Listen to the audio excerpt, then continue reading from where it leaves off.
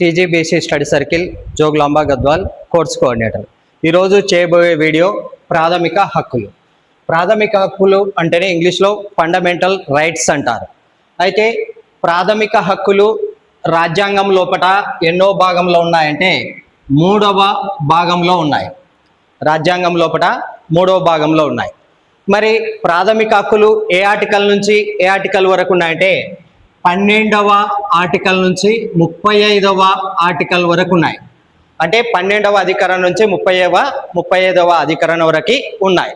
మరి ప్రాథమిక హక్కులని ఏ దేశం నుంచి తీసుకున్నామంటే అమెరికా రాజ్యాంగం నుంచి తీసుకున్నాం. అదేవిధంగా ఈరోజు ప్రాథమిక హక్కులని ఒక్కొక్కటిగా వివరించుకుంటూ పోదాం. ముఖ్యంగా మనం చూసినట్టే 12వ అధికరణ. 12వ అధికరణ ఏం చెప్తుందంటే 12వ ఆర్టికల్ రాజ్యం గురించి తెలియజేస్తుంది.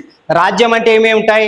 6 కేంద్ర ప్రభుత్వం ఉంటుంది, పార్లమెంట్ ఉంటుంది, రాష్ట్ర ప్రభుత్వం ఉంటుంది, స్థానిక సంస్థలు ఉంటాయి. అన్నీ కూడా ఆ రకంగానే వివరించవచ్చు. లేదా ప్రజలు, ప్రదేశము, పౌరసత్వము, సార్వభౌమాధికారాన్ని కలిగిన దాన్నే 6 రాజ్యం అని నిర్వహించవచ్చు. అందుకే 13వ అధికరణ. 13వ అధికరణ ఏం చెప్తుందంటే ఆర్టికల్ ఏం చెప్తుందంటే ప్రాథమిక హక్కులని హరించివేయు శాసనాలు ప్రభుత్వాలు చేయరాదు అని తెలియజేసే ఆర్టికలే 13వ ఆర్టికల్ అని చెప్పొచ్చు.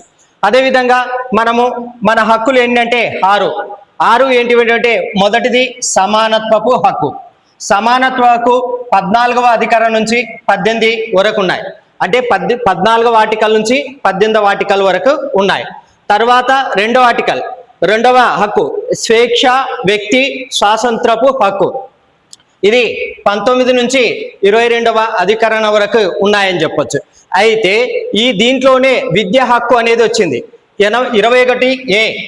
దీన్ని ప్రాథమిక హక్కుగా చేర్చిన ఏ రాజ్యాంగ సవరణ ద్వారా? 86వ రాజ్యాంగ సవరణ ద్వారా. 86వ రాజ్యాంగ సవరణ ద్వారా విద్యా హక్కుని ప్రాథమిక హక్కుగా గుర్తించడం జరిగింది. 2002వ సంవత్సరంలో వాజ్పేయి గవర్నమెంట్లో ఈ చట్టం రావడం జరిగింది. తర్వాత 3వ హక్కు ఏదంటే పీడనను నిరోధించే హక్కు. 23 నుంచి 24వ అధికరణ వరకు ఉంది అని చెప్పొచ్చు. తర్వాత 4వ హక్కు ఏదంటే మత స్వాతంత్రపు హక్కు. 25 నుంచి 28 వరకు ఆర్టికల్ ఉంది అని చెప్పొచ్చు. 5వ హక్కు సాంస్కృతిక విద్యా విషయక హక్కు. 29 నుంచి 30వ అధికరణ వరకు ఉంది. అధికరణ అన్న ఆర్టికల్ అన్న సేమ్. తర్వాత రాజ్యాంగ 6వ హక్కు ఏదంటే రాజ్యాంగ పరిహారపు హక్కు 32. అందుకే రాజ్యాంగం లోపల దీన్ని ఏమంటారంటే 6 ప్రాథమిక హక్కులకి ఆత్మ ఉంటుంది అని చెప్పొచ్చు. ఏ హక్కు అంటే రాజ్యాంగ పరిహారపు హక్కు. ఆ తర్వాత ఒక్కొక్క హక్కు గురించి తెలుసుకున్నట్లయితే మనం మొట్టమొదట సమానత్వపు హక్కు. సమానత్వపు హక్కు ఏ ఆర్టికల్ నుంచి? 14వ ఆర్టికల్ నుంచి 18వ ఆర్టికల్ వరకు ఉంది అని చెప్పొచ్చు. అందుకే మనం చూసినట్లయితే 14వ అధికరణ ప్రకారం చట్టం ముందు అందరూ సమానులే. చట్టం ముందు అందరు సమానులు అంటే సామాన్యుడి నుంచి PM వరకు కూడా ప్రైమ్ మినిస్టర్ వరకు కూడా చట్టం ముందు తప్పు చేసినట్లయితే అందరూ సమానులే. అందుకే ఈ పదాన్ని చాలా మంది ఉపయోగిస్తుంటారు. చట్టం ముందు అందరం సమానం. ఇది కరెక్ట్, రాజ్యాంగంలో ఉంది అని చెప్పొచ్చు. 15వ అధికరణ. 15వ అధికరణ పబ్లిక్ ప్రదేశాలలో కానీ విద్యాలయాలలో కానీ ఎక్కడైనా సరే ప్రభుత్వం వివక్షత చూపరాదు. ప్రభుత్వం వివక్షత చూపరాదు. ఆర్టికల్ ఏది? 15వ అధికరణ. అయితే 15 క్లాజ్ 1 అధికరణ. ఒక్కొక్క ఆర్టికల్ గురించి తెలుసుకుందాం. 15 క్లాజ్ 1 మతము, జాతి, కులము, లింగము, జన్మస్థల ఆధారంగా మనం ఆ వ్యక్తిని వివక్షత గురి చేయరాదు, అంటే హీనంగా చూడరాదు. ఆ రకంగా చెప్పే ఆర్టికల్ ఏదంటే 15(1) క్లాజ్ 1. తర్వాత 15 క్లాజ్ 2 ఆర్టికల్ ఏం చెప్తుందంటే దుకాణాలలో కానీ పబ్లిక్ రెస్టారెంట్లో కానీ హోటల్లో కానీ బావులు, చెరువులు, స్నానఘట్టాలు, రహదారుల కాడ కులం చిన్నదని వివక్షతకి గురి చేయరాదు.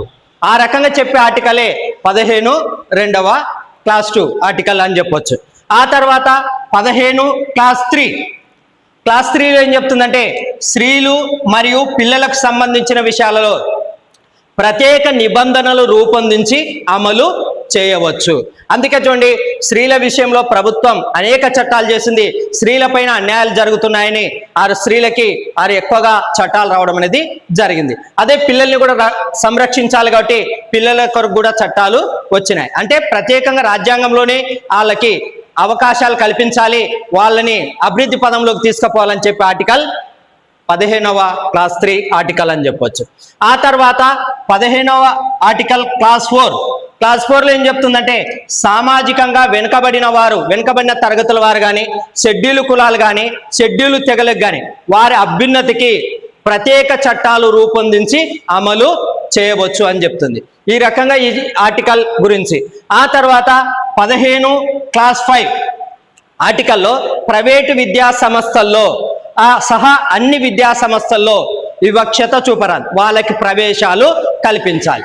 అందుకే పబ్లిక్ స్కూల్స్ లోపల కొన్నిటికి 25% పేద పిల్లలకి కేటాయించాలని ఇప్పుడు కూడా ఉంది.